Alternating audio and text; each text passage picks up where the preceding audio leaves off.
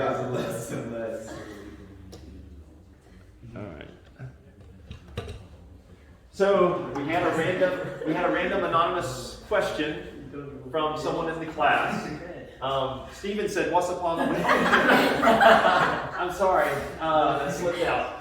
But a polynomial is just something that, remember we had that equation that was like a n x to the n plus, confusing one. right? A minus 1 x to the n minus 1 plus dot dot dot. And then we got down here and we had a x plus a to the, this is probably this is a1, this is a0, x to the 0, something like that, right? I guess we can put a 1 here as well. So it's an equation like that, right? And is there a requirement for a to be, actually did they just write that one like that? I can't remember how they did it, but you know what I mean. It's anything that's like x minus 2 or x squared minus 3 plus 1, or even like just the 2, right? So I think this would qualify as a polynomial. I believe that's correct. But the polynomials that we work with, they normally have x terms in them, right? This would have an x term, but it would just be x to the 0, right? Yeah, it's just a to the 0 at the end. It's a to the 0. Is it a to the 0? There's no x. Got Yeah, it. it's a to the 1, x to the 1, then a to the 0. Yeah, you got it. Okay, all right. So that's a polynomial. So whenever we're dealing with rational functions, we've got a polynomial over another polynomial, right? So it's a fraction. Does that make sense, anonymous student named Stephen? Yes. Okay. All right. So we've talked about how to find the asymptotes and how to find the holes, right? We did that. That was the last section, and it had to do with the asymptotes and the holes. Had to do with not dividing by 0, right? So since we're dealing with fractions, we have to make sure that we don't divide by 0. So we looked at that, and then there was a way to figure out. One told us the horizontal asymptote. The zeros told us the vertical asymptote. The zeros for the denominator told us the vertical asymptotes. And then when you looked at the degrees, do you remember what degrees of a polynomial is? Yeah. Don't just say that because you don't want me to call you out on film again. What is the degree? It's like the little x. That's right. And so the little thingy that's called an exponent, we call that an exponent here, right? So if I have an equation like this, then this would be a polynomial to the degree of 3, right? To that point, because several of you missed this, did I hand back your graded work? I didn't do that. No. Several of you missed this. I asked you a question on one of the quizzes, and I can't remember if it was this last one or not. I asked you the question: what are the max number of relative extrema, right? And so, what's the max number of relative extrema for that particular polynomial? So if the exponent is to be the relative extreme is 2. Right? It's 2, right? So the maximum extrema would be 2 for that particular one. So, good. You guys say something exciting since we're still recording, right? It's for the future generations. They look back on this and they're like, really, Stephen didn't know what, that kid didn't know what a polynomial was? Stephen and I go way back, so I can pick one thing like that. I know I'm not going to hurt a student. Skip right by you, William. Sorry about that.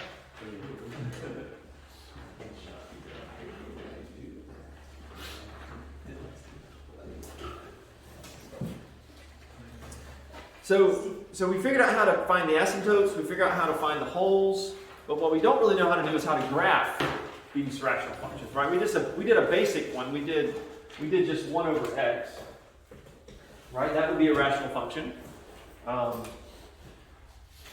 And we said, that had a graph that kind of looked like this. So because of all the stuff that we learned with transforming these equations, right? I could give you some variation of 1 over x. I could say, 1 over x plus 1, and we know that everything does what? Shifts up 1. Everything shifts up 1, right? Or I could do 1 over x minus 1 plus 1. And we know that it shifts up 1 and to the right one. To the right one, right? So we could do those types of graphs, but we haven't really just learned in general, how do I graph a rational, a rational function?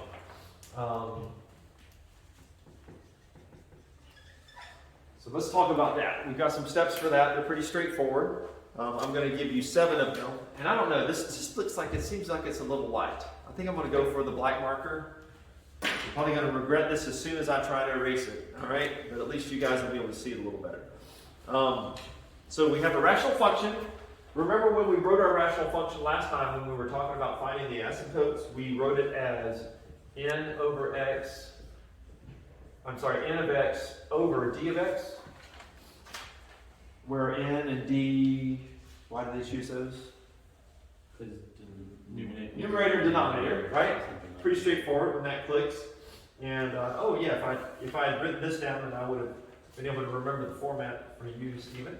A n x to n plus dot dot dot a to the 1 x plus a 0. So we've got one here like this. And b, this is actually from last week. I don't know when I'm looking at it, but that's okay. We'll write it down anyway, so that we see the format for these guys.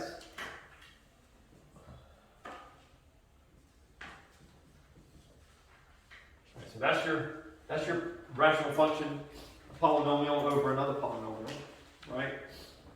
So what if we're graphing these guys? How do we do it? Well, number 1 is you simplify f if possible.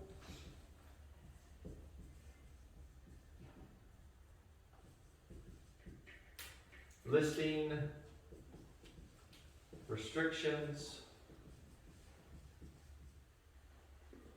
on domain.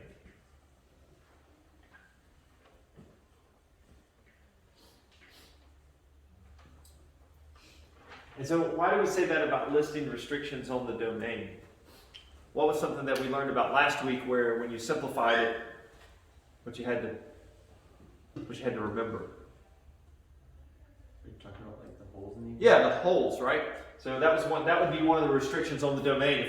If we simplified something away, but we know that x can't equal 2, for example, before we did the simplification, we have to remember that there's going to be a hole in our graph right there, right? So those are the restrictions that we're talking about. Find and plot the y-intercept, if any, by evaluating what? How would I know what my y-intercept is when I've got my rational function? By evaluating f of 0. Say it again? F of 0. F of 0, right? By just evaluating f of 0.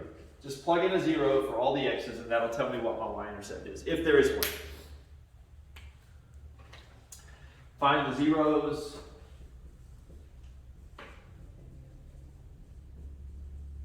of the numerator, if any,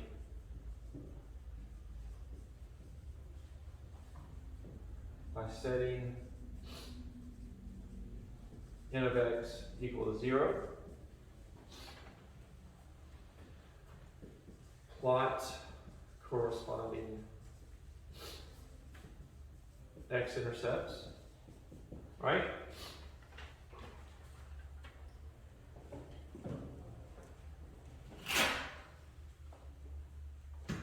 Does that make sense to everyone that that would tell us the x-intercepts? If we find everywhere that the numerator can be 0, and the numerator's on top of this fraction, it really wouldn't matter what's on the bottom, right? 0 divided by anything is going to be 0. So our overall function is going to have an x-intercept right there, okay? Number 4, find zeros of denominator. I'm going to put a note here about holes just to make sure we kind of know what it's talking about there. Find zeros of denominator, if any. Sketch. That will tell me which asymptotes did we learn last week? The vertical asymptotes. So sketch. I should have already had your name up here, Stephen, because I picked on you so much. That's my bad. Sketch the vertical asymptotes.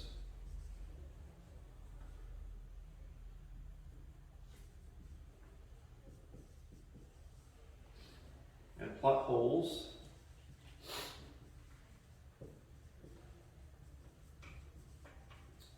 So go ahead and when you're doing your graph, go ahead and put open circles where your holes are, just so that you don't forget to list those later.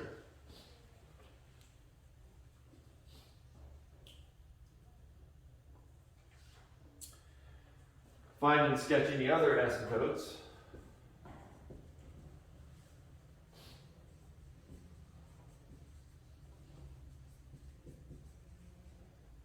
And we're going to find out today that we don't quite know how to find all the asymptotes yet. So there's one more.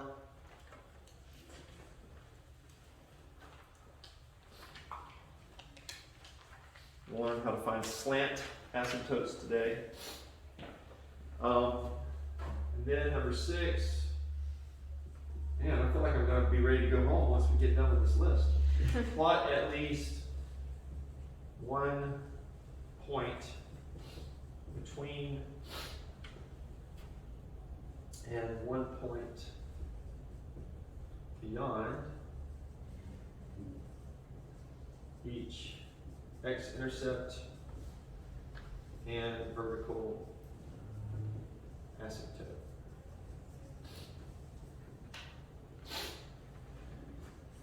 And finally, number 7. Use smooth curves to complete graph.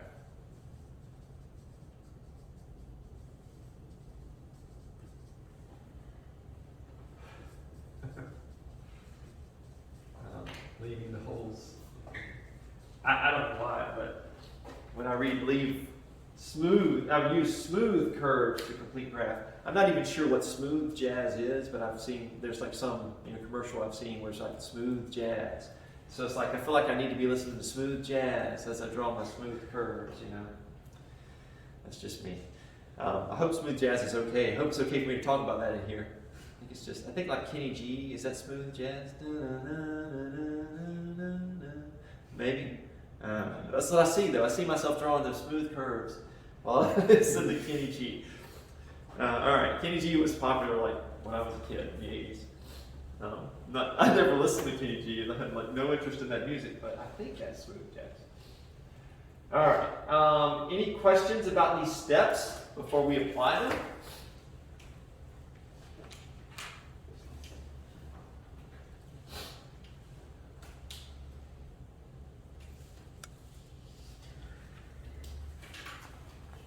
I'm going to take that as a no. So, if you look in your book at your first example, which is example number 1 on page 152, this is exactly the stuff that we talked about a moment ago, where you're just using the parent function, 1 over x, right? The parent inverse function, and, the reciprocal function, not the inverse function, the reciprocal function, and you just move it around based on the transformations we've already learned about, right? So -1 over x plus 2, you're going to reflect it about the y-axis, right? Remember that stuff with your transformations. Was that last chapter or was that early in this chapter? I'm kind of lost now. I'm pretty sure it was Last chapter? Yeah. So don't throw that information out either, right? Since you guys are allowed a note card, maybe you want to put just some some quick note on there as far as the transformations. That'll help you with that. Not absolutely necessary. You could apply all these rules, but it just would maybe a little quicker, right? To do that, you'd be done. But let's do another one. Let's do example number 2. Since we can't quite apply the rules that we learned, we sort of could, but in order to apply the last rule, we didn't really talk about this. If you have a number in front, if this whole thing is multiplied by something like that, like a 3, does anybody know what that does to the graph? If you multiply by some number in the front. So when we were learning about all of our functions like x squared and square root of x and all that kind of stuff, the same thing was possible. You could have a number in the front. And so what happens if you put a number in the front is if the number is, I think I'm remembering this correctly, if the number is greater than 1, it will stretch the graph. Okay? If the number is less than 1, then it's going to compress it down. All right? But in order to actually figure out how much it does that, it's usually easier to just put points in there. Just stick values in for x and see what corresponding y's you get. And so I didn't really spend any time on that because you have to plug in values anyway. But that's in essence what we do here with our graph g of x equals 3 over x minus 2, right? So it's like the 1 over x minus 2, we're expecting that it's going to shift to the right 2, right, because we've got x minus 2. But what's going to happen to the other stuff is it's going to stretch out. In order to see that, we'll just kind of pick some values. So if we're looking at our steps here, simplify if possible. Can we simplify this anymore? We can't. Find and plot the y-intercept. So what's the y-intercept for this guy going to be? We just check to see what g of 0 is. And so that's going to be 3 over negative 2, so it's going to be negative 3 halves. If we plug in 0 for x. Right, so if we've got our graph, where do I want to do that? We'll do the graph over here, since I don't know how much room we need there. So negative 3 halves, so we know it's going to, if we label this 1, 2, 3, 4, 5, 1, 2, 3, 4, 5, 1, 2, 3, 4, 5, 1, 2, 3, 4, 5. We know it's going to cross the y-axis at negative 3 halves. So right here, that's negative 1 1/2, right? Between the negative 1 and the negative 2. As far as there's not going to be any reflection on this, so we are expecting this to kind of have the form of our normal 1 over x. It's going to sort of look like that, right? We don't have any negatives in the front of either the x or in front of the whole problem. So there's no, we're not expecting it to be reflected about either axis. So we found the y-intercept. Find the zeros of the numerator, if any, by setting the numerator to 0. So when we say x minus 2 equals 0, we come up with x equals 2. So that tells us where our, what is? Vertical asymptote. Vertical asymptote, right? So we've got a vertical asymptote right here at x minus 2. And that's the same thing as your x-intercept. x2. That's what? That's the same thing as your x-intercept, right? It's not, because the x-intercept is where the graph crosses the x-axis. But if we have an asymptote there, that's a line that it never touches, right? It approaches that line but doesn't touch that line. If we were doing a normal polynomial function, yes, right? But since this is a, since this is not a regular polynomial, this is a rational polynomial function, then we won't. Will we have any x-intercepts? And that's actually our. Did I skip a step? I did. I'm sorry. I went to number 4. I skipped number 3 because do we have any zeros of the numerator? Will the numerator of this one ever be 0? No, because the numerator is a constant, so we don't actually have any x-intercepts.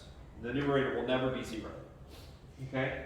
If we'd had x minus 3 on top there, then it would cross the x-axis at 3, but we don't have any. So we've done 1 through 4. Find and sketch any other asymptotes. What are our other rules for other asymptotes? Again, we've got to look at our stuff from last week, and so it says if the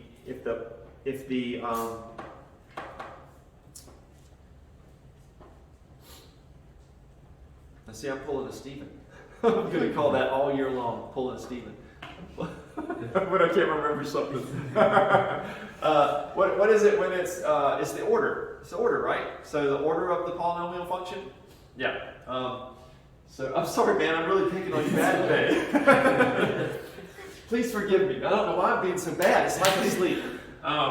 So the order of the top one is what? What's the order of the top polynomial function? N equals. If we kind of look at this, which of these terms represents that 3 that's all by itself? Is this term here, right? Yeah. So n equals 0. Do you guys see that? Oh, yeah, 'cause Right? So 0 order, and then what about this one? 1. That's a first order one, right? N equals 1. All right, so, and that actually on our denominator we call it m.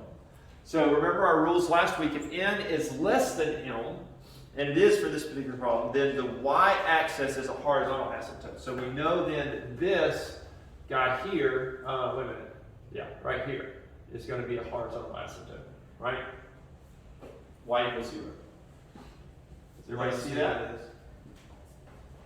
It's a horizontal as to why, because Because that was one of our rules last week. It's like one of the last things that we looked at. There were 3 things that we look at to see if we have a horizontal asymptote. One was if n is less than m, and it is, then we have y equals 0 as a horizontal asymptote. If n is equal to m, then we would have a horizontal asymptote where basically the coefficient in the numerator over the coefficient in the denominator. Remember that? yeah. And if n was greater than m, then there would be no horizontal asymptotes. So it's just by those 3 rules from last week, okay? All right, so this is what our equation looks like. So we know, since again, this is just our normal reciprocal function, but it's going to be transformed a little bit. We know that it's basically going to be on this form where on top here we have something that looks like this, and on the bottom here we're going to have something that looks like this. All right? So how do we figure out the actual values there? We're going to plot points, like it says, on each side of the x-intercept and the vertical asymptote. So in our case here, I'm going to pick something like an x value of 1, right? An x value of 3. I definitely want to look at both of those. We've already got our x value at 0. Our y value at 0, so we're going to probably do x minus 1 here. So we're just going to draw a little box of values and say, what if we have, for our x values, these will be our y values, we've got -1. We've already got 0, so we'll skip to 1. We know that there's a vertical asymptote at x equals 2, so we're not going to check that, but we are going to check x equals 3. 1, 2, 3. So let's just see what that looks like. That may be sufficient. I think they do a few more points in the book, right? They do -4, 1, 2, 3, and 5. Yeah, because of the curve, that makes sense. So we'll throw those in there as well. Well, why not? -4 and 5. Again, we know the basic shape, so if you're getting those key points, you don't have to have a slew of points on there. Well, that'll help us have a little more accurate drawing. So how am I figuring this? How am I figuring out my y values? You plug in the x values. Yeah, I'm just plugging it in our equation right here, right? In this equation right here. Because remember, g of x is the same as saying y equals that, right? So, did I spell it right that time? Yes. Yes. All right, so 3 over -3 is what we get if we do a -1 here. So that's going to be -1. Does everybody agree with that? Okay, so we're going to put a point -1, 1 right here. At 1, we're going to have 3 over -1. And so that's going to be -3. And so we'll go +1, -3, so we've got a point down here, right? They did another one just to go ahead and complete that curve. They did another one at -4. So if I plug in a -4 here, we get 3 over -6, which is -1/2. And so I've also got at -4, 1, 2, 3, 4, I've got a point right here at the half mark. So this side's going to, could someone key the smooth jazz while I draw my smooth curves?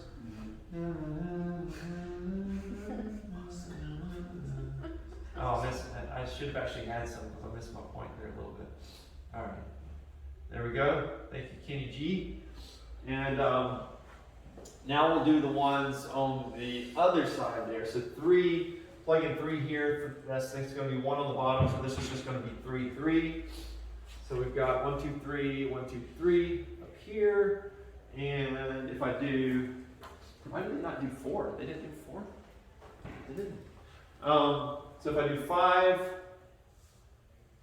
5 minus 2 is 3 here, so 3 over 3 is 1. So at 5, 1, we're also going to have a point. 1, 2, 3, 4, 5. And this is the last time for this problem. You have to listen to smooth jazz.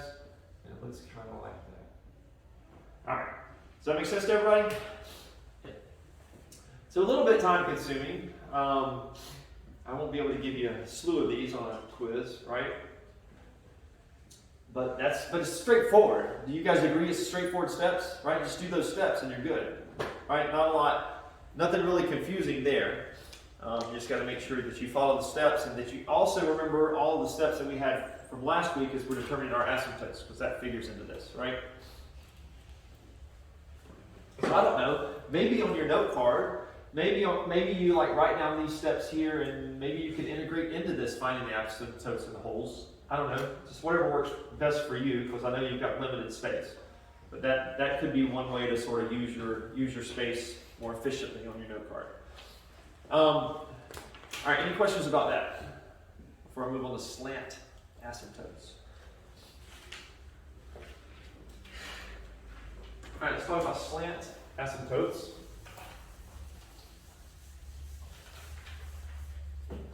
And you could have put another point in here if you wanted to, right? You could have figured out what 4 was. And you got another point and a little more accurate graph.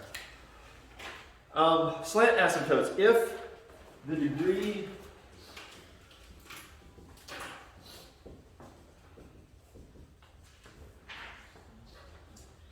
if the degree of the denominator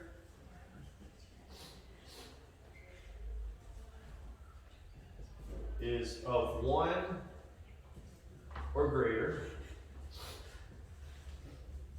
So in other words, we don't just have a constant on the bottom, right? Like we had 3 over x minus 2 or whatever it was before, you wouldn't have the flip of that where you had x minus 2 over 3. You've got a degree of 1 or greater on the bottom. And the numerator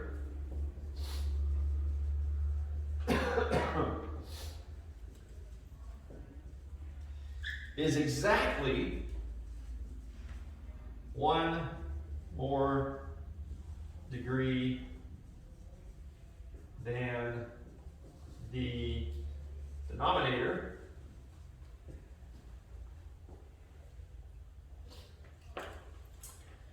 You'll have a slant asymptote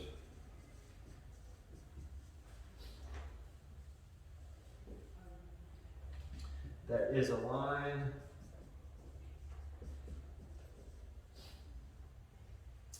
which is the non-remainder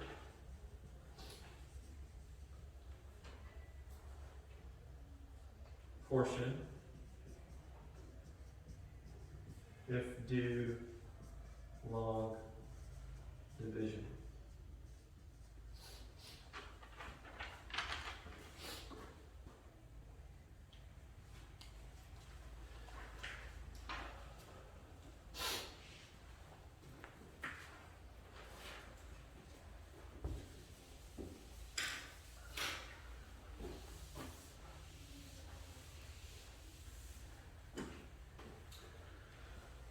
So just to think about what we've got here, you got to have a denominator with 1 or greater, so you got to have an x term in your denominator basically, right? But like when we had our equation a minute ago where we had x minus 2 on the bottom, what is the degree? Did I say degree before? I said something besides degree, didn't I? I said order instead of degree. You guys didn't call me out on that. Wow. Really?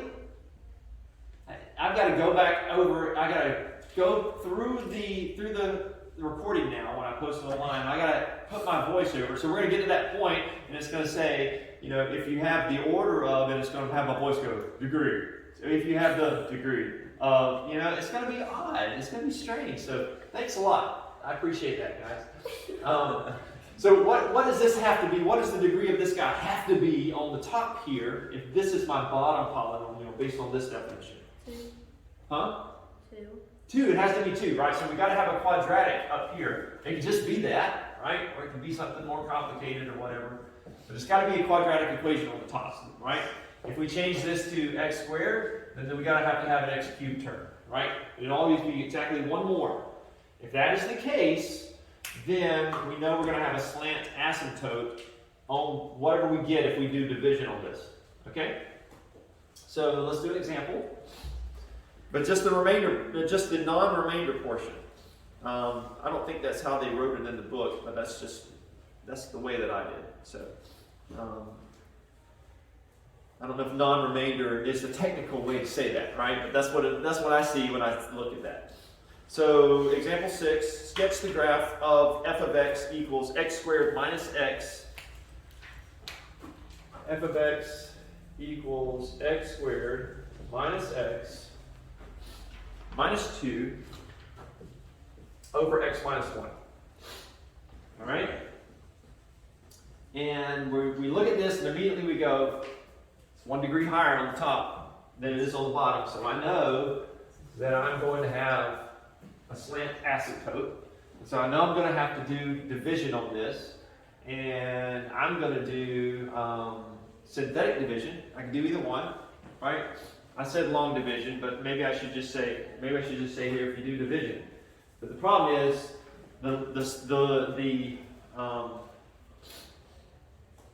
if you don't do long division, you won't always be able to do it. So I'm sticking long right here. All right. But this is the only kind of scenario where we can do the synthetic division, right? It's got to be that type of term. But since it is that, we can easily do synthetic division. So 1 minus 2. Bring my 1 down. 1 times 1 is 1. I get 0 here. 1 times 0 is 0. And so I get negative 2 here. So I have a remainder of negative 2. So my, is that right? Yes. So this particular one this is my x term. This is my x to the 0 term. So it's just x plus 0, right? Which we would never write plus 0. We would just write x. All of that minus 2 over x minus 1. That would be what we get when we do synthetic division. And so for this one, we're only looking at this portion of it. And this tells us that we have a slant asymptote at that line. Now when I say at that line, what do I mean? I mean if I were to say y equals x, then wherever that line is, right? If I'd gotten a more complicated answer, if it had been y equals 3x plus 2, we know how to graph lines like that, right? So we would just graph that particular line. That would be my slant asymptote. Okay? Does that make sense to everybody?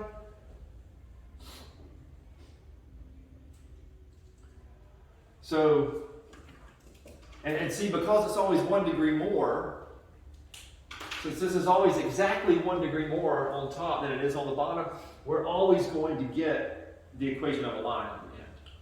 Okay? We'll never get a quadratic or anything like that. It will always be an equation of a line. Because it's a slant, right? Like, What's that? because it's a slant or a slope. It's a slant, it's a slope. Yeah, you'll be able to look at the slope of that and figure that out, So right? slant asymptote will always be in the form of like y equals mx plus b, right? Exactly. But in our case here, our m is 1 and our b is 0, right? But yeah, it'll be in that form. You could write it in that form, y equals mx plus b. So if we try to graph this guy, we know then that that we're basically going to have this line that goes up through here, right? It's that line there. That will be our slant asymptote. And so we can do all of our other steps just to kind of make sure we know how to graph the full equation, simplify it if possible. Can we simplify this any further? If we try to, that would be x minus 2 times x plus 1. So we can't simplify it, right? I was trying to see where, was there a factor of this top polynomial here that was x minus 1, and there's not. So we can't simplify that guy any further. So step 1 is taken care of. Find, that's find. Let's change this to find. If you wrote find in your notes, that would be inaccurate. Okay, so it's fine there. Just in case. I don't want anybody finging when they're trying to do this. Like, I don't know how to fing this one, Mr. Walker. Will you tell me how to do that? Find and plot the y-intercept, if any, by evaluating f equals 0. So if I plug in f equals 0 here, I get minus 2 on the top and minus 1 on the bottom, so it's just going to be 2. Right? So we know that we've got a y-intercept at 2 right here. Find the zeros of the numerator, if any, by setting the numerator equal to 0, and we do have some zeros here, and so x squared minus x minus 2 equals 0. We can factor that to be x minus 2 over x plus 1 equals 0. So our zeros are x equals 2 and x equals negative 1.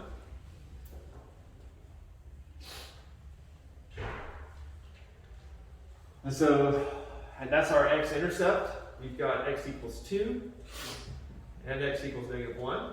So points right there.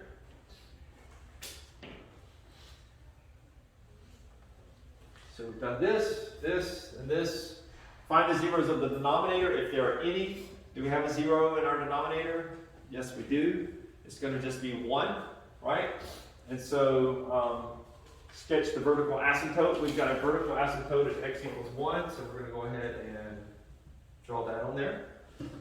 We don't have any holes because we weren't able to simplify. Nothing got canceled out, right?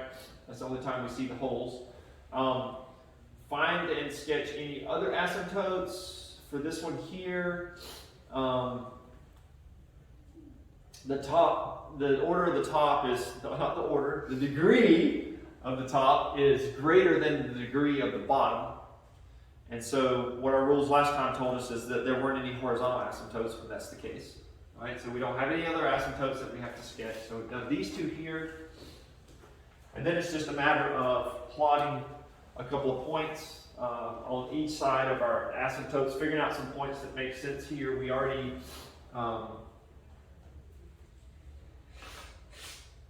I panicked for a second because I was looking at the top graph and I'm like, man, this isn't looking anything like, what did I do wrong?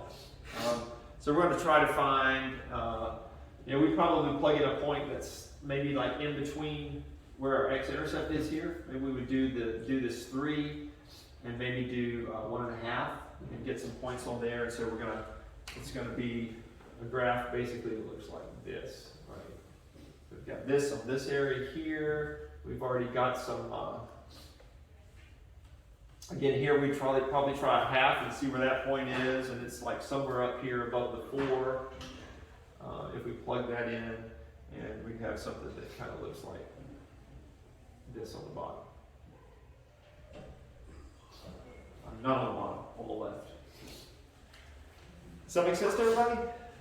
I would plug in more time, plug in more points, but for sake of time, I'm not going to fool with that. But does everybody see how I would do that? Right? Kenny G, go ahead and add that to your playlist right now for that last step. You guys really don't know who Kenny G is? He played the soprano saxophone, which just looks like a long, straight saxophone. You've heard that song, right? The right? That's common enough. It just makes you really feel old, when it's like everybody knew who Kenny G was when I was in the 80s. First, you guys didn't tell me that I wasn't saying degree, I was saying the wrong thing. Now you're making me feel old. All right, are there any questions in general about chapter number 2 before I move on to chapter number 3?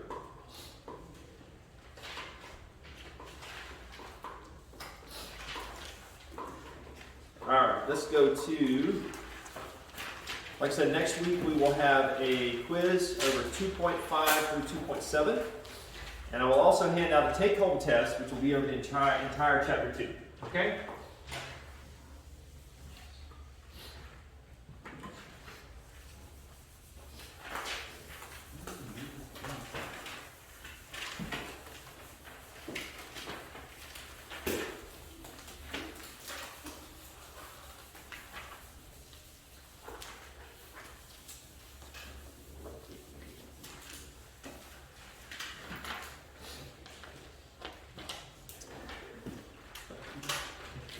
so exponential and logarithmic functions. You guys fooled with this before? Exponential functions before? Yeah. You've seen it at some point, I'm sure, right? So the yes. Do you have a question? Oh, okay. The exponential. It says so far this text has dealt mainly with algebraic functions, which include polynomial functions and rational functions, right? That's what we've spent our time looking at in chapter number 2. Now we're going to study 2 non-algebraic functions, exponential functions and logarithmic functions, and these are called transcendental functions. So that's our term. I don't know if that's going to come up over and over again, but it's just if somewhere down the road I say, we're going to graph this transcendental function, I don't want anybody to go, what's a transcendental function again? Right? There's maybe someone in class that would do that. And I don't want that to happen. So I'm just telling you what a transcendental function is. So let's define an exponential function.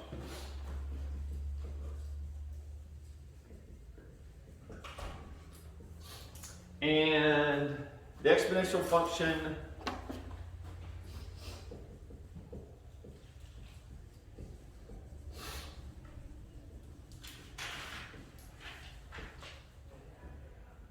f with base a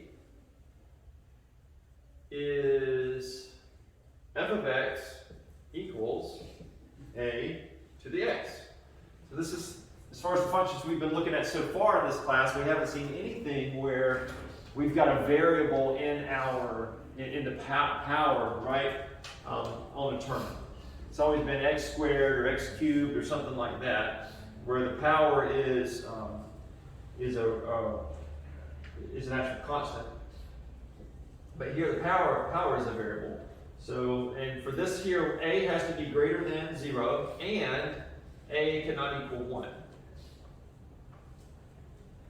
So a has to be greater than 0, a has to not equal 1, and x is any real number.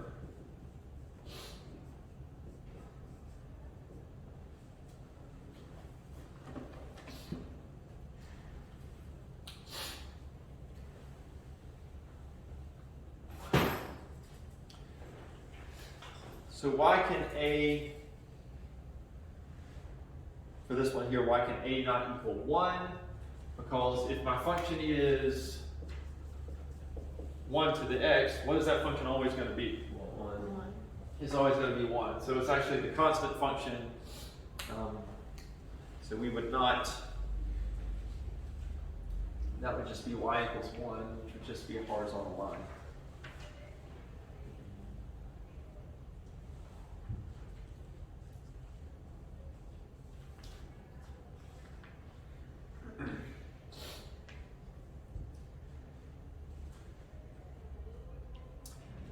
So let's see how we would go about using a calculator to do this. It says, let me just go through a couple of steps here, make sure we're good on this. So we know how to do this. All right. We know how to punch that in our calculator. 4 cubed, that equals 64, right? 64. Maybe you haven't seen this in a while, but what would that be? 2. Be 2, right? So 4 to the 1/2 is the same as the square root of 4, which equals 2. What if I had this? Just to see if you guys remember this. What if I had 4 to the 3/2? You guys remember how to do that? Don't feel bad, I had to look it up last night. No. I thought I knew, but I wasn't sure. I was right, of course. So this would be, there's kind of 2 ways you could do this. You could either do it as square root of, if you just think of it as 4.5. Actually, this is, Can we do that? yeah, because if you think about this, right, we could rewrite this as 4.5 raised to the 3, right? Okay. So now we've got the square root of 4, all of that raised to the 3. So it's going to be 2 cubed, which is 8. But Whoa. Wait. Hold up. 4 times, what, did I do something wrong? Well, because the square root of 4 is 2, and then you just cubed it, so it's 8. Yeah. Yeah. Does that make sense? Alright. I don't know where we got the 3 from. Times the 1/2 cubed. Yeah. Right. How did you get that? So, how did you get the, how did you cube, how did you cube it by 3? Like, how did you get that to the power of 3?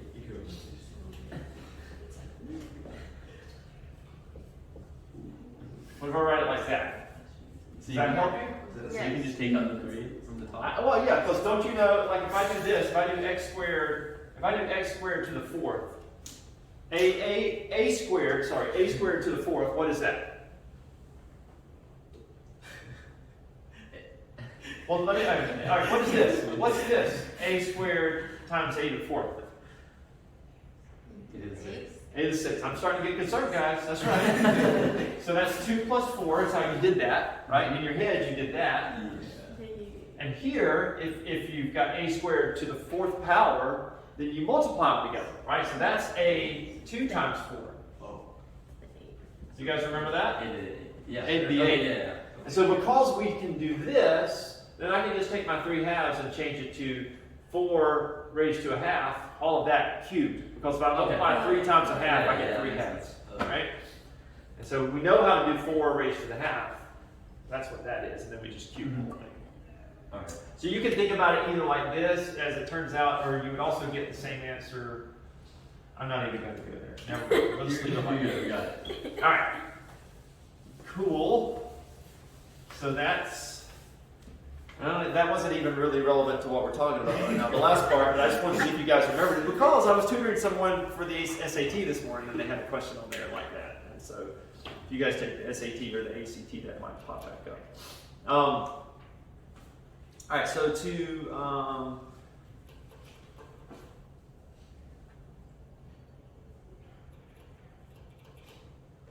okay, so they're just saying if you see something like this, if you see a raised to the square root of 2, for the sake of, for what we're looking at right now, you can just think of that as a, you can go ahead and take the square root of 2, that's a raised to the 1.141442, dot, dot, dot. Right, so you can punch that in your calculator, and that's how you would go about figuring that out.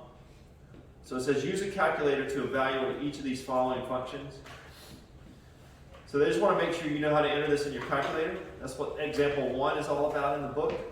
And so they give us a function, f of x equals 2 to the x. And they said, can you evaluate that function if we say that x is equal to negative 3.1? So f of negative 3.1 would be 2 raised to the negative 3.1. You guys know how to enter that in your calculator. Make sure everybody can do that. If you did it accurately, you should get 0.1166291. If anybody doesn't get that, I can show you real quick on the computer how to do it. So what was it? What did you get for 0.1166291. Yeah. Yep. Is there a way to do it without, like, because I just did 2 and then square the 2 and then just went back and deleted the 2 and put it in. Is there a way just to make it go up? So this is. I found the caret, never mind. You found the caret, so there's a little caret symbol, right? So what you're punching in your calculator is going to be 2, and you're going to use your little caret key, right? It looks like that. And then you're going to punch in your negative key, which looks like that, and then you're going to enter 3.1. Right, hit it. No, what I'm talking about is there a fraction into the calculator, like make it a fraction without just like using the division symbol? No, you're going to have to do, you'll do, like if you want to do 1/2, you do 1, the division symbol, which would give you the slash by 2. Is that what you're saying? Yeah. Yeah. But because of the way these calculators are set up, you know, you would, I mean, it looks like, right, when you all punched it in, like if I raised this to the 1/2, it would be 2 raised to the 1 divided by 2. Like that's how it would look whenever you punched it in, right? You could put parentheses around that. That's what you want to do there to make sure you raised it to the 1/2. Yeah. Did you get that 0.116? Got that, Sean? Everybody else got that? Yep, William? Okay, looking at my guys that don't speak too much in class. I don't see your faces much, so how's it going? You guys doing good? All right, just checking on you. Claire doesn't speak much, but she does laugh when I say things that are like insulting to myself, so I know she's at least paying attention. All right, so we know how to enter those in, so let's graph an exponential function and see what that looks like. And make sure that you can do this in your calculator, right? So they're going to have us plot some points and figure out how to do that, but I want to make sure that you can enter that in your calculator. So can you enter into your calculator f of x equals 2 to the x and g of x equals 4 to the x? You should be able to enter both of those in your calculator. I'll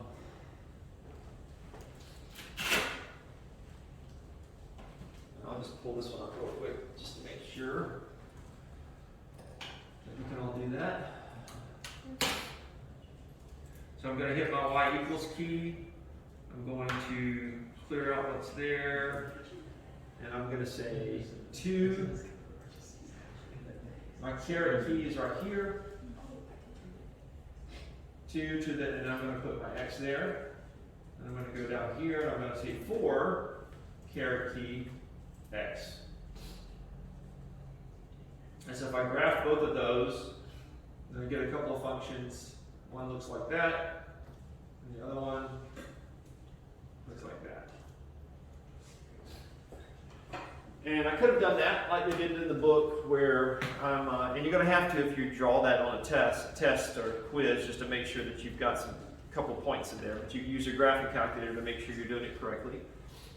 They just entered in -2, -1, 0, 1, 2, 3 for their x values for each of those guys and got the corresponding y values and plotted those points. So everybody's comfortable with doing that? I'm assuming, right? We could do the same thing in example number 3 using the negative x. But without even having done that, if we've already done 2 to the x, what we expect 2 to the negative x to do? Based on what we know about transformations. Use the negative x. Oh, Just reflect on the To the other side. other side. so it flips around the y-axis, right? Because we put the negative on the x. So instead of going up that way, it would just come down another way. So yeah, instead of going up, right? Yeah, it'll come down on the other side like that. Yep. It would rise to the left instead. Yep. So again, you can plug in numbers for that. So they've got some. The properties of exponents can be applied to real number exponents. For a review of these properties, they've got a review thing at the bottom of page 181. And so we just went over a couple of those, right? So you may just want to make sure that you still remember that you can do that with your exponents, that nothing there seems really bizarre to you. If you just glance over those at the bottom of 181, you have any questions about any of those?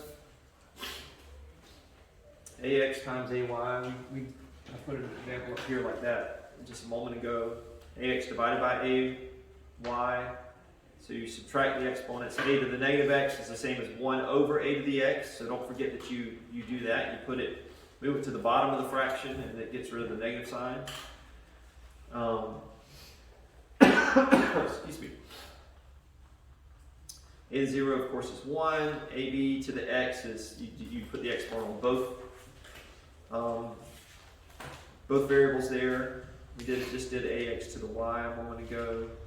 If you have a over b, all of that to the x, and that's, you raise both the numerator to the x and the denominator to the x. And then if you have something like a squared and the absolute value of that, that would be the same as taking the absolute value of just the a and squaring that, right? Because when you square something, the negative sign goes away.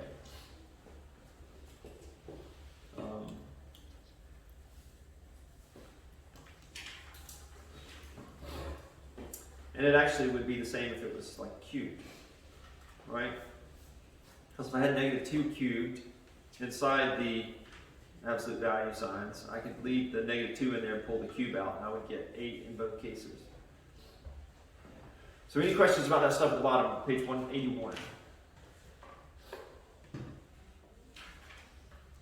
right, so we've got some parent functions at the bottom of page 182, and that's kind of the functions that we just did a minute ago, but we put in some actual numbers. We use 2 and we use 4 for the a, but it just notes that if a is greater than 0 and a does not equal 1, which was what we said when we defined an exponential function, right? If your x is positive, then we're going to expect it to, parent function is going to look like this with a y-intercept at 0, 1. So it's going to do that number there. And if this is with a to the positive x, and if it's a to the negative x, then it's going to be like we would expect it to based on what we know about transforming functions. It's going to go through the same point, but it's going to be reflected so that it goes like this here.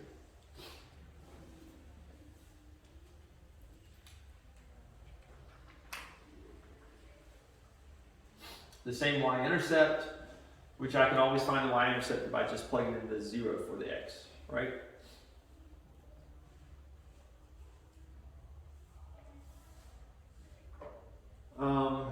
So they've got some transformations.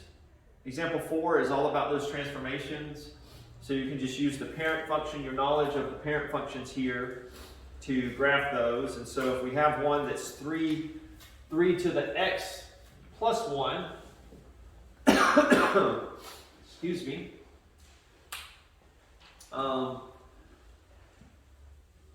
is example 4, part A there.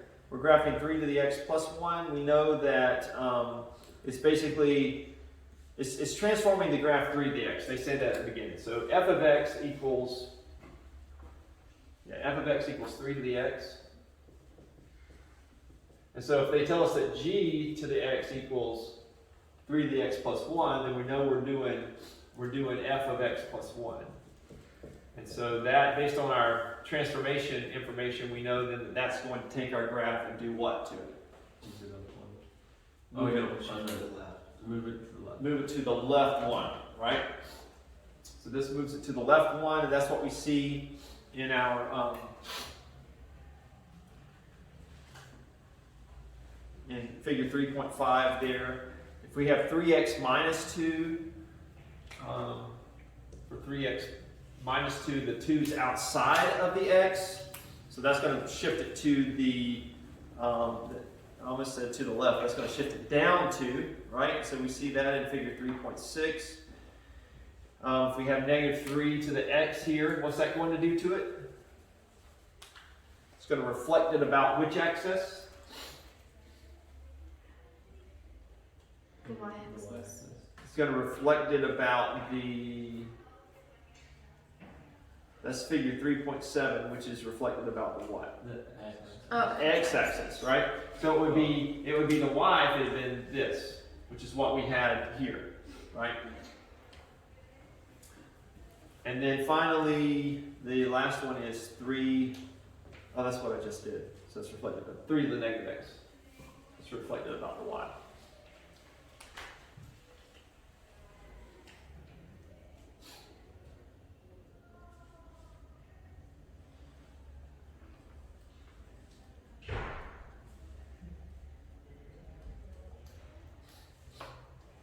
All right, any questions about that?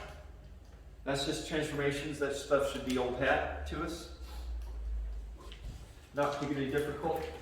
Let's talk about the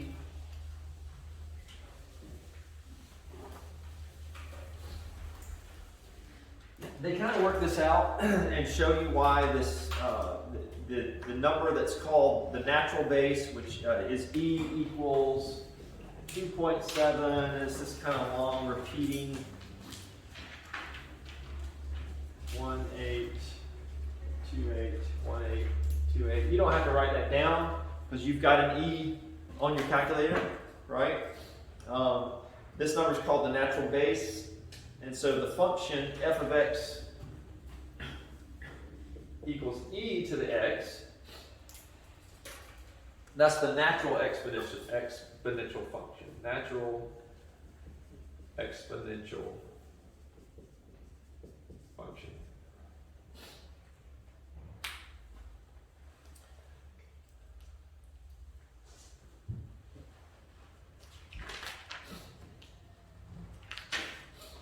And the shape of the graph of that is very similar to our base function where we just had a to the x, which was on the previous page, 182. Our a, since e is a value that's greater than 1, well actually that won't matter, sorry. It just can't equal 1. A is a non-1 value, let me say it that way, that it follows that, it looks just like that graph.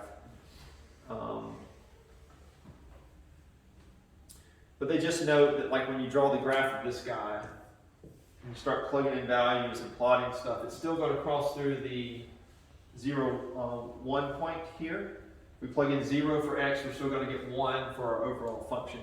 But then -1, we've got this value of 1 over e. It's going to be somewhere around here, and so this is -1. 1 over e, and then -2 is 1 over e squared, 1 over e squared. So if we plot the points, we'll see something like that. And then over here for 1, at 1 we have a value of e that's up here. So this is the point 1e. So our function looks like this here.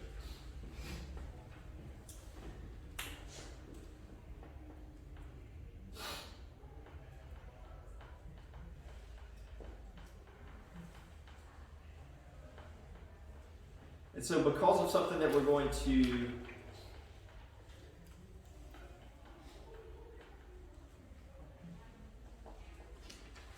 are we going to have a time to prove that? We're not going to have time to prove that. So they have us, they do that in example 5 there, they have us evaluate this expression, which is 1 plus 1 over x to the x power. And they're just showing us that for large values of x, then that value is going to approach the value of e. And the only reason they're showing us that is because when we get over to our formulas for compound interest, they're going to show us why that second formula there is for continuous compounding interest is true. And it's by what we learned about 1 plus 1 over x to the x power approaches e. So I'm going to let you guys read that maybe for some, bedtime reading. You'll be out in about 2 seconds. You try that tonight. I just don't have time to prove that right now. But I do want to make sure, number one, that you can enter this into your calculator. So everybody do e to the -2, which is example 6. And make sure that you get the correct answer. You should have an e to the x on your calculator.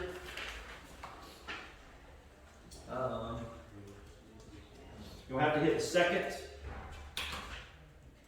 button and then hit your ln or your natural log key, right? So in e to the -2, and everybody should get a value that looks like 0.135335. So the e is the second option above the division sign. That works too, I guess. Oh, yep. See that? So. Oh, but you need to do e. So if you did that, It gives you the letter e, but then it also has the option for e to the x right above the ln. right? Yeah. So I use the ln one. If I you do didn't see this that. here, you get the same value, right? So you can just put e in there directly, or you can use the e to the x, which is the second function, and then the ln. Just the same. So did everybody get the correct answer? Everybody know how to do that? So if you see e in a problem, you'll be able to use your calculator to figure that out. Again, we're sketching the graphs in example 7. We don't have time for that. They're just picking various points and then sketching the graphs of these different natural exponential functions, but it looks like the same stuff that we've already done. The one thing that I want you to see today before we're out of time is formulas for compound interest. And so that's on page 186. And after t years, like I said, they kind of go through a proof of this. So if you're mathematically inclined, You could read through that, you'll see, oh, okay, yeah, I get it. I see how they would have gotten that. Or you could just use your note card on your test, right, to add these formulas there. So after T years, the balance A in an account with principal P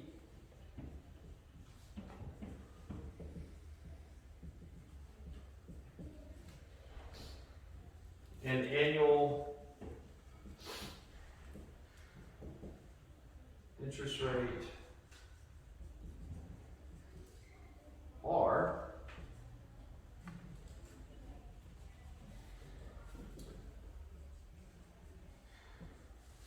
which is going to be written in decimal form. They tell you that because generally, like if you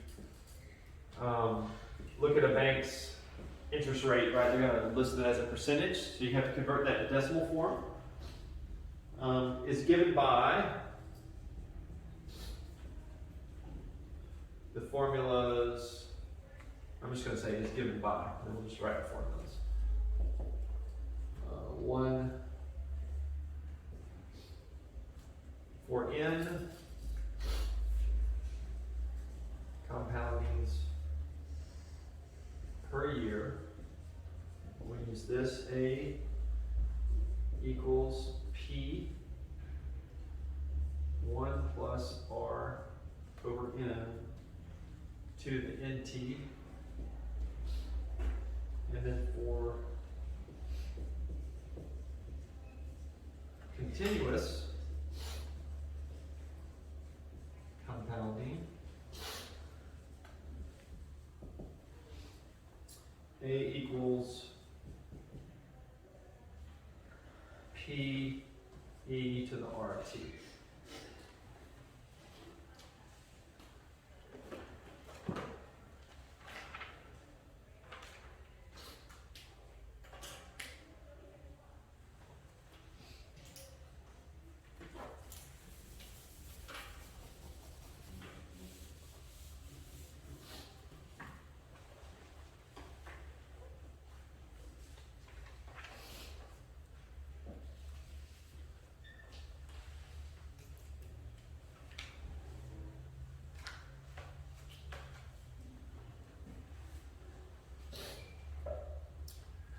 All right, everybody got it written down? So just to make sure we understand a couple of these terms here, when I'm talking about the balance on an account with principal P, what is the principal? How do I think of that financially?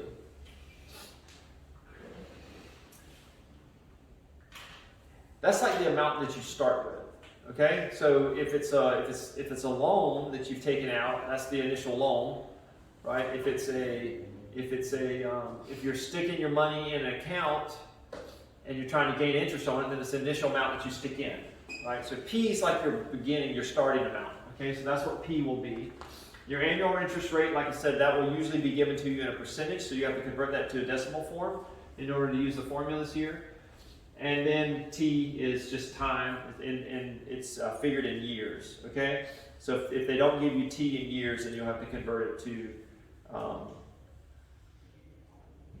the appropriate value. And then, let's see, N. Okay, for N, for compounding, so if it's going to be compounding interest, and they tell you how many how often it's compounded over the course of a year. Like if they say every month, then what would N be?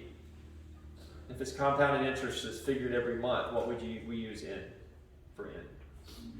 1.